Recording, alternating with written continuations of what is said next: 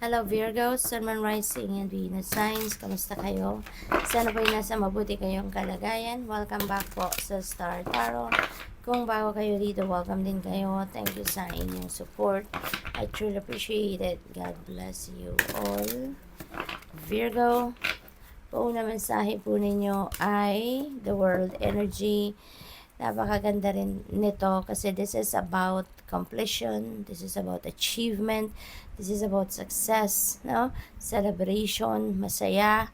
Mayroong mga new beginnings din dito na gagawin kayo dahil magagaling kayo sa tagumpay, magagaling kayo sa success. Kaya kung ano man yung mga pagtatagumpayan ninyo dito that is going to open up new doors para sa iyo, leveling up kayo no ng mga next ninyong gagawin. You're also siguro going to travel, no? That could be travel abroad, it could be travel overseas. We have Three of Cups. Ayan, so ang na-pick up ko dito, sisters, no? Siguro meron kayong mga kapatid na babae and you are going to celebrate your achievements dito or celebrate your successes with them. Possible din na meron ditong reunion, ano, na magkakapatid. Baka kayo mga magkakapatid na babae, kung meron kayong kapatid na babae, ay magsasama at magkikita-kita, no? You're going to catch up with each other, maaaring ganon. Or this could be a celebration of someone else na baka maiimbitahan kayo dyan. Okay? Maaaring meron mga invitations sa inyo dito, Virgo. Okay? For social gatherings. We have Knight of Swords. Ayan. So, you are going to, magmamadali siguro kayo sa ngayon. Baka meron kayong mga gagawin, meron kayong mga activities at hand, at meron kayong pagmamadali dito, no? You're going to be in a rush. Kaya, maaari kung kunyari mga endeavor ito, baka hindi na ninyo yan mapagdiskartehan or mapag-isipan. So, tune in na lang kayo sa inyong intuition. Kasi kahit nagmamadali kayo, you will still be guided accordingly, no? Kung makikinig kayo dito sa inyong divine guidance, okay? We have Three of Pentacles. This is another three. Uy, tignan mo, may synchronicity dito, Virgo. So, we have number 21 and that becomes number 3 kasi 2 plus 1 is 3. As meron tayong 3 dito, so that's already a master number 33, no? So I suggest you please look up for the meaning of master number 33 for more guidance. Tapos we have another 3 which is the 3 of Pentacles. So that becomes 333. So that is an angel number 333. So I suggest po, please look up for the meaning of those numbers, okay? Master number 33 and angel number 333 for more guidance. Maraming gabay pa, maraming insights, information na dapat ninyong mabasa o malaman, okay? So, the Three of Pentacles, this could be a collaboration, okay, Virgo? This could be a collaboration, this could be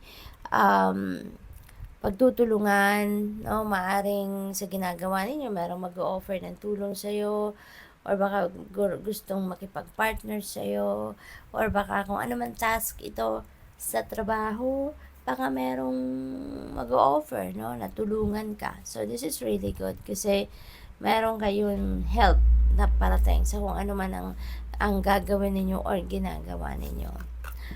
We have Six of Wands. This is victory. Okay? Victory energy. You will be on the spotlight. Ayan. Marami na makakapansin sa iyo ngayon, Virgo. Maraming makakapag-recognize na sa inyo, pati na rin ang inyong ginagawa. Maring meron ditong offer para sa iyo from other company. Kung nagtatrabaho kayo sa isang kumpanya, opisina, baka may offer na alam mo yun, baka kunin kayo ng ibang kumpanya, i-pirate kayo, offeran kayo na mas malaking kita, mas maraming benefits, yung ganon.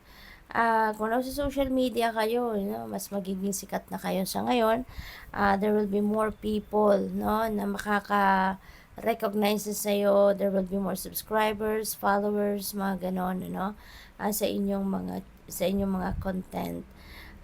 This could be trabaho, no? This could be trabaho, career, no, na pagtatagumpayan ninyo, and you will be offered siguro tawag dito, financial reward. So, good luck and congrats. We have 7 of Swords. Mag-iingat kayo. Okay? Be careful with your surroundings kasi dahil siguro sa mga successes ninyo sa ngayon, meron mga taong naiinggit.